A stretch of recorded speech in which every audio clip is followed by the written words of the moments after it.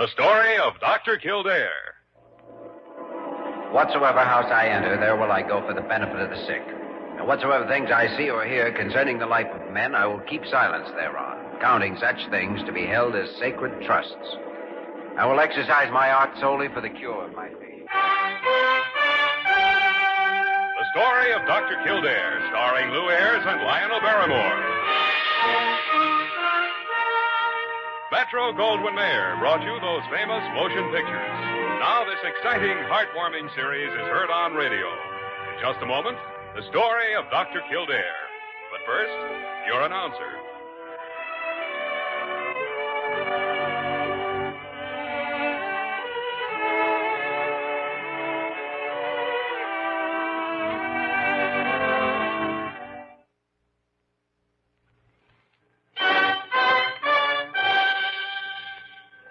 The story of Dr. Kildare, starring Ayres as Dr. Kildare and Lionel Barrymore as Dr. Gillespie.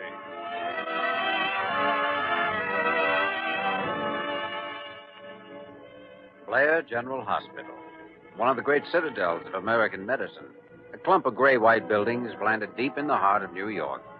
The nerve center of medical progress where great minds and skilled hands wage man's everlasting battle against death and disease. Blair General Hospital, where life begins, where life ends, where life goes on.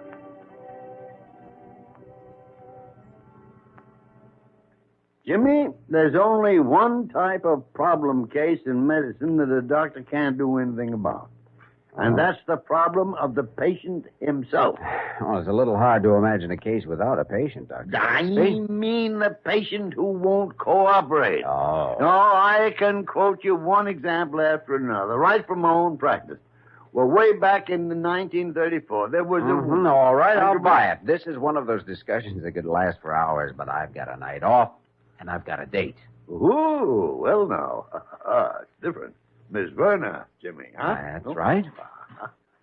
Hello, Diana. Hi, Jimmy. Well, Miss Werner. Come in. Come right in. Well, I don't want to interrupt anything, but, Jimmy, I'm ready to go whenever you are. Leaving right this minute? Now, wait a minute. Wait. I want to look at this young lady. It's a new dress, Dr. Gillespie. Like it? Yes, indeed I do. Pardon me, Doctor. All right, Parker. Spit it out. What do you want? Well, if I may, I'd like a word with Dr. Kildare. Of course, Parker. What is it? Well, I don't know exactly. But anyway, there's a man out here to see you. Well, I was just leaving. Well, he says it's important, Dr. Kildare. His name's Eddie Chun. Eddie? Who the tarnation's Eddie Chun? Well, you remember Dr. Gillespie? He runs the Moon Temple Inn down in Chinatown. Oh, yes. Send him in, Parker. All right, Dr. Kildare. Uh-huh. Sorry, Diana, but it shouldn't take long just to find out what he wants. Just go right in, Mr. Chun. 1,000 thank you.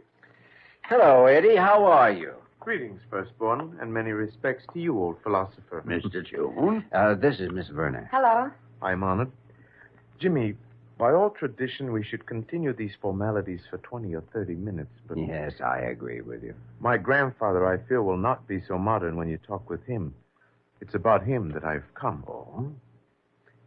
He's dying, Jimmy. Oh, from what cause? 2, actually. You may not have known, but he suffered injuries in an auto wreck 6 months ago. His health has declined steadily ever since. And the second reason is that he's decided to die.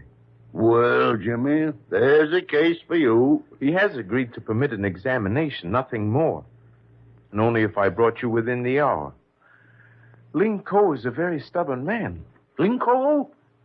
Are you a grandson of Ling Ko's? I have that honor. Well, do you know him, Dr. Gillespie? Oh, for 25 years or more. Well, I haven't seen him lately, though, Jimmy. I'm going with you. Then you will come, Jimmy. Well, Diana, it looks as though we're... Well, I don't see why, Jimmy. We were going out to dinner anyway. Why can't we eat somewhere in Chinatown? Afterwards, I mean. A very good idea. All right, then we'll all go.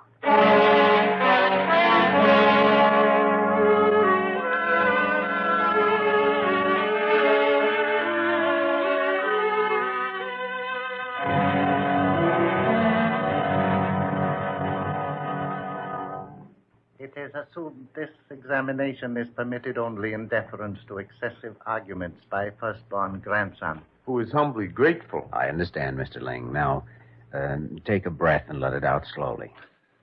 That's it. Examination is permitted, but no treatment, Dr. Kildare. A man should live out his years and accept his fate. Yes, Mr. Ling. Now breathe again. Same way. Jimmy, there's an area here on the upper left leg. Keep the stethoscope on his heart. I'll try some pressure. All right. There. Now. Any effect? Wait. Yes, it's slowing down. Well, bradycardia effect. Well, that's it then. Yes, let me try the stethoscope over the area you were pressing. Is most undignified for elderly man to be discussed like pork in marketplace. Just a second, Mr. Ling. Yes, you can hear the surge. Here, take the stethoscope, Dr. Gillespie. Yeah, thanks. Mr. Ling, I gather this leg was rather badly injured in that car wreck. Is that right? Very badly, Dr. Kildare. Well, that settles it, Jimmy. And I say there are enough collateral channels open to justify immediate surgery. Might this unworthy one inquire result of examination? Well, Mr. Ling, you have an arteriovenous aneurysm, the result of those leg injuries. Indeed. Is most gratifying to know cause of one's death. Death? Oh, who said you're going to die? Kildare will fix you up. Examination is permitted. Treatment, no. Well, why do you feel that way about it, Mr. Ling? These eyes have seen many years, Dr. Kildare. This heart leans now toward old friends who are gone. This brain has advice no longer for the young. To live beyond one's time is improper. One loses face. Ah, you're no older than I am. Each must make his own decision, Dr. Gillespie. But you have another possible 15 or 20 years, Mr. Ling, if you want them. To old men, one passion is permitted, gambling. To cling to life only that one may indulge such foolish pursuit is unseemly. One loses face. Better to make way for the young. Mr. Ling, I don't know what to say to you.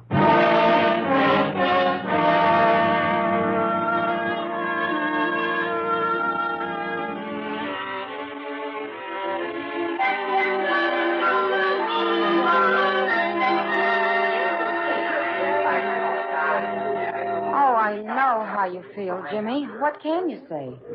Usually when you find an attitude like his, there's some reason for it. That's right, Diana. Ordinarily, the patient's life is messed up emotionally, or he's suffering such pain that he wants to die. But not Ling Ko. He's entirely philosophical about it. There should be some way of convincing him. It's such a waste to do nothing but just sit and Well, wait. this one hopes that you and Miss Verna are finding our cuisine satisfactory, Jimmy. Oh, wonderful, Eddie. Good deal more satisfactory than your grandfather's attitude. Jimmy, what can one do? He's accustomed to giving advice, not taking it. I hope Dr. Gillespie was not offended. Oh, no, he just thought he should get back to the hospital. You never can get him to eat at this time of night. Jimmy, what is wrong with my grandfather? Well, it's a combination of effects from that leg injury. You see, normally a blood supply is carried by the arteries from the heart to all the tissues of the leg and is then returned to the heart through the veins. But that injury of your grandfather short-circuited an artery and a vein high up in his leg. I see. Well, I think I do. Well, there are enough collateral channels open to keep the lower leg alive, but the main circulation is passing through the short circuit. The heart has to beat faster to handle the increase in fluid, and that raises the blood pressure. It's a vicious circle, and it goes on building up until something gives way. Usually the heart. I see. How long do you think? About a month, Eddie. And yet, through surgery, he could be cured. Oh, yes, by eliminating the short circuit.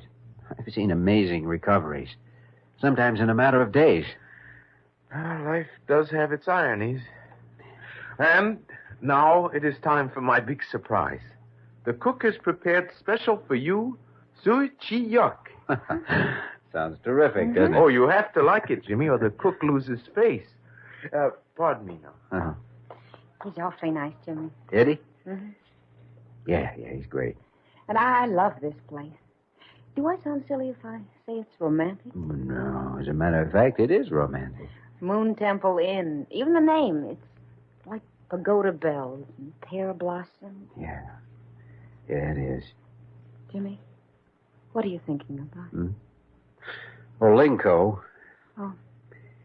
You know, there may be a way of changing his mind. It's a chance, anyway. What do you mean? Have you ever heard of saving a life by threatening a face? No. Of course you wouldn't. Neither have I. But I think it's worth trying.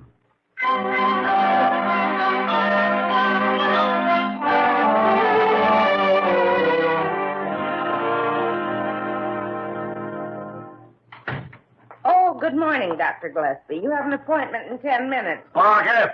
Where's Kildare? How should I know? He hasn't been around the hospital all morning. For all I know, he didn't even come in last night. Oh, maybe he had too much Chinese food. Too much Chinese aneurysm. I just think it's a crying shame that Mr. Ling Ko's taking that attitude. Well, now, old Snoopy's finding out about cases before they even come to the hospital. I am not. I mean, I just hear things, that's all. I'll bet you do, Big Ears. Oh. Good morning, Dr. Gillespie. Well, Jimmy, Good hello. morning. I was just preparing your description for the Missing Persons Bureau. Oh, I had to go out on a case, rather the preliminaries to a case. By the way, I've decided to use cryotherapy in that operation on Ling Ko's leg. Huh? See, by packing the leg in ice, I can slow the metabolism and reduce the possibility of any kind What of... makes you think you'll even have a chance to operate? Oh, well, that's all taken care of. That's what Eddie Chun and I were doing this morning.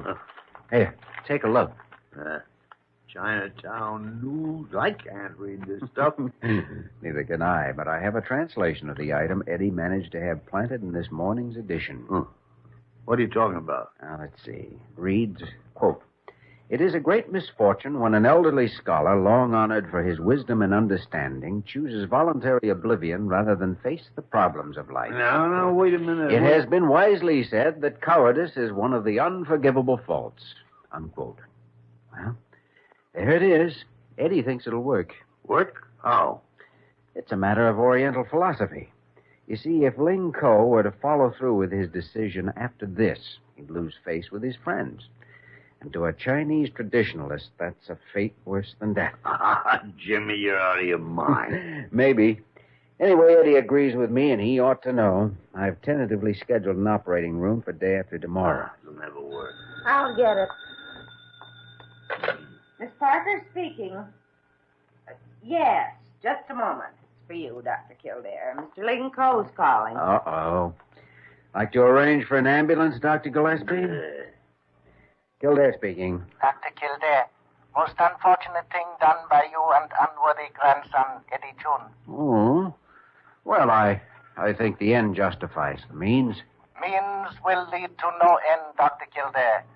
Later edition of paper carries message from this unworthy one saying, when man makes 99 good decisions, is wise to accept 100th decision without question. Yes, that's Many friends have already sent assurances of high regard. Then you won't permit an operation? It is hoped that you and Dr. Gillespie will attend funeral when notified. But, Mr. Ling, Good day, Dr. Kildare. Apparently it didn't work, Jimmy. No. The whole thing backfired.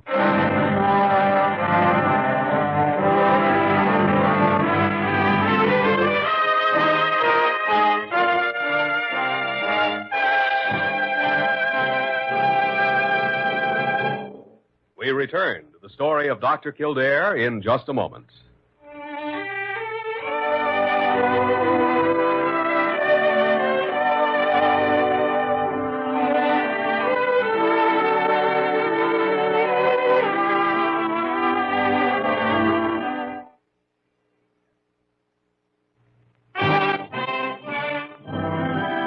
Now we continue with the story of Dr. Kildare, starring Ayres as Dr. Kildare and Lionel Barrymore as Dr. Gillespie.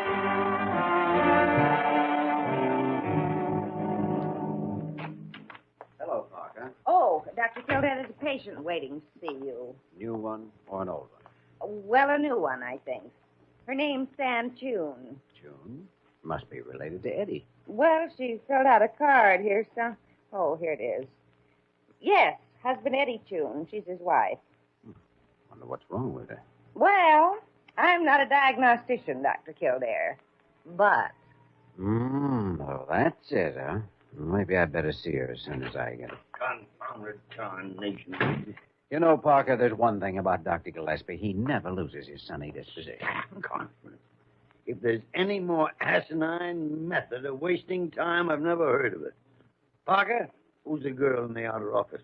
No, just a patient of Dr. Kildare's. Oh, interesting case, Jimmy. Well, might turn out to be. She's a granddaughter-in-law of Ling. Oh, you don't say so. Well, what seems to be the trouble? So? Complaint, symptoms. She must have some reason for coming here, hasn't she? Oh, yes. She had a reason, all right, but I doubt if she has a complaint. Or does she, Parker? No. She seems quite happy about it, Dr. Kildare. Well, then I think we can... Wait a minute. You haven't even examined her. No, not yet. You're merely accepting Parker's half-baked opinion. Well, Why, she wouldn't know a hypochondriac from a hypodermic unless somebody told her. well, after 25 years around here, I can at least recognize a pregnancy case when I see one. Pregnancy? Oh, is that what it is? So I'm led to believe. Oh, well, I thought it might be something interesting. Now, there's a jaundiced attitude for you. What could be more interesting than birth? New life replacing the old, wondering whether it'll be a boy or a... What's the matter, Jimmy? Maybe an idea there. Where? Are you free this evening, Dr. Gillespie? No, confound it, no. Why? I thought you might enjoy an evening of Chinese checkers. Huh? It's all right, though. I'd rather take Diana anyway. What the tarnation are you talking about? Hello, Sally. I'd like to speak with Mr. Ling Ko. His phone number is,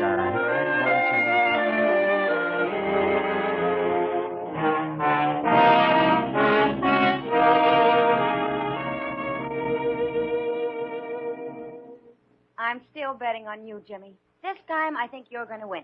Your move, Dr. Kildare. All right. There. Ah, yes. This piece, then, is moved so. Your left flank is stopped. Oh. Well, let's try this. Your move, Mr. Ling? A highly commendable attempt, but with this move, your right flank is stopped, Dr. Kildare. So it is. Well, there isn't too much choice, so, Ah, yes, indeed. And now, at this point, it would seem most dignified for a worthy opponent to concede. not only dignified, inevitable. I concede. I thought sure you had him that time, Jimmy. When youth bows to experience, no honor is lost. The wise parent often learns from the child his regret of this old one that he will not live to see firstborn son of June. Son?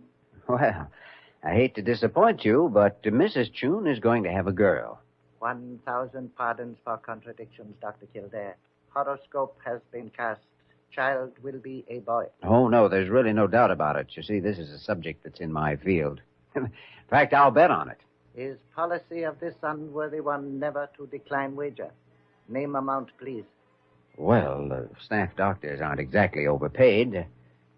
Say $50? Is done. All arrangements will be made. And, of course, they'll have to include an operation on that leg.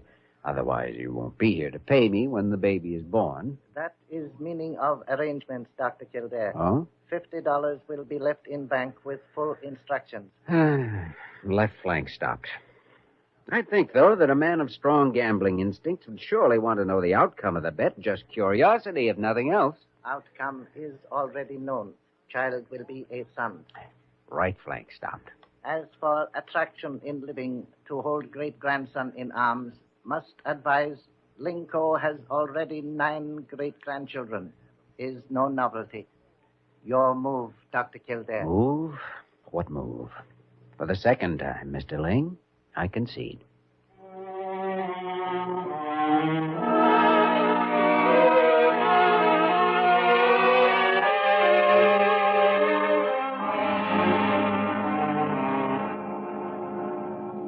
Jimmy, I put a lot of thought on this case during the last week, and I've come to the conclusion that the only way to get Ling Ko to submit to surgery is by starting with a full acceptance of his attitude and then using that attitude.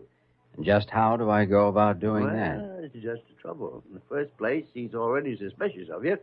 And in the second place, you're just too confounded young. Which brings us right around the bush to the place we started from. And leaves old Ling on his way to a funeral complete with firecrackers and rice cakes. And I guess all I could do under the circumstances is go down to my office and try to grow older as quickly as possible. No, I didn't mean that, Jimmy. Yeah, I know you didn't. Well, see you later. Confounded tarnation. Parker! Parker! What on earth's wrong with you, Dr. Gillespie? Nothing's wrong with me. Call a taxi. What do you want a taxi for? You're not going out, are you? Of course not. I'm merely going to bring it up here and dissect it. What? Now get out of here and get me a taxi.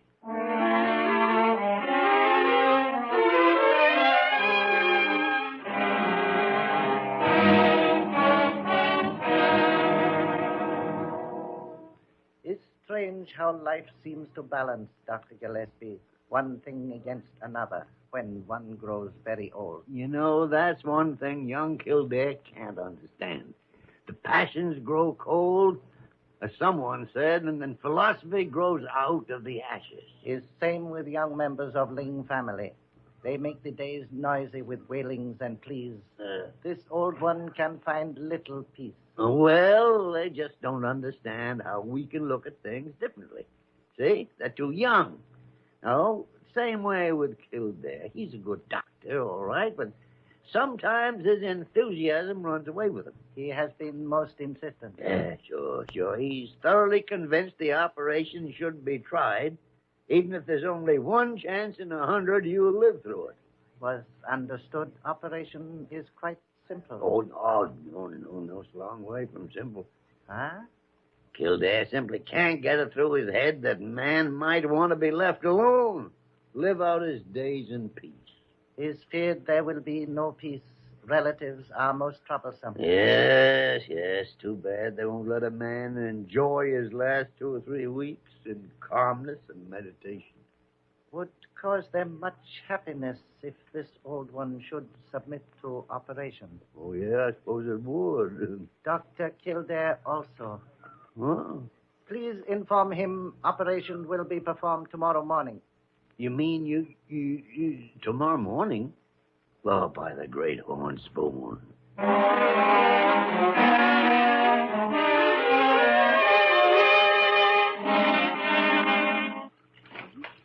Oh, come in, Dr. Gillespie. Well, Jimmy, I understand the surgery was a complete success. Your stooges certainly don't waste any time. Stooges?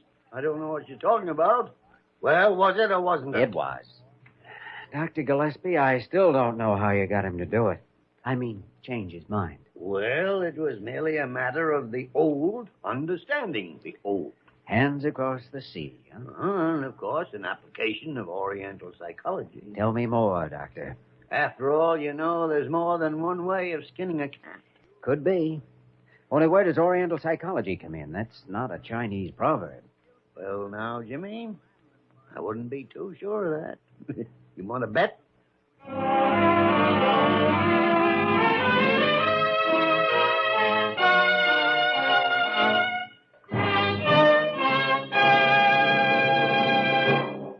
In just a moment, we will return to the story of Dr. Kildare.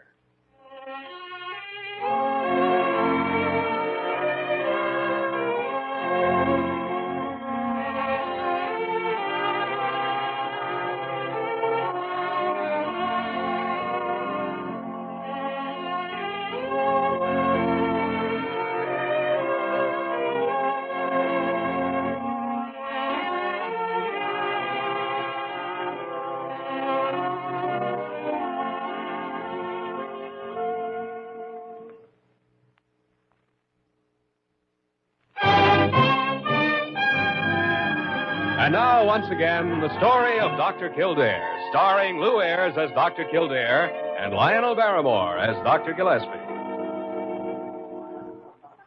Good evening, most honorable friend. Evening. Trust everything is satisfactory. Oh, fine, wonderful. Mr. Ling. You're looking very well, Mr. Ling. Have never felt better in entire life, Dr. Kildare.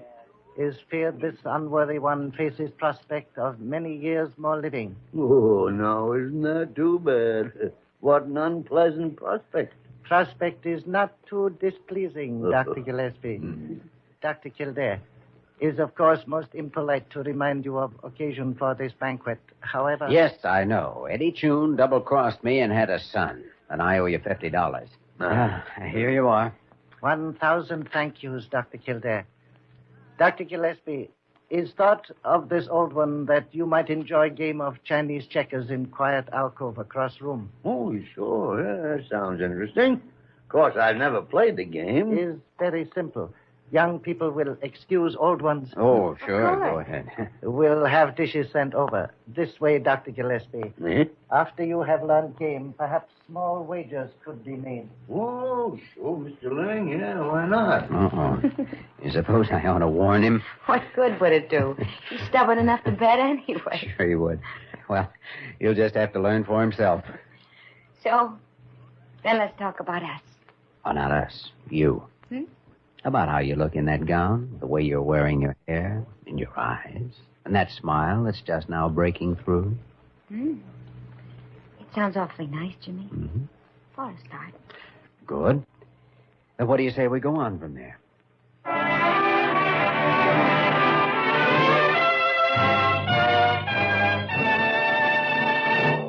You have just heard the story of Dr. Kildare, starring Lou Ayres and Lionel Barrymore. This program was written by Les Crutchfield and directed by William P. Russo. Original music was composed and conducted by Walter Schumann. Supporting cast included Virginia Gregg, Georgia Ellis, Tudor Owen, and Paul Frees. Dick Joy speaking.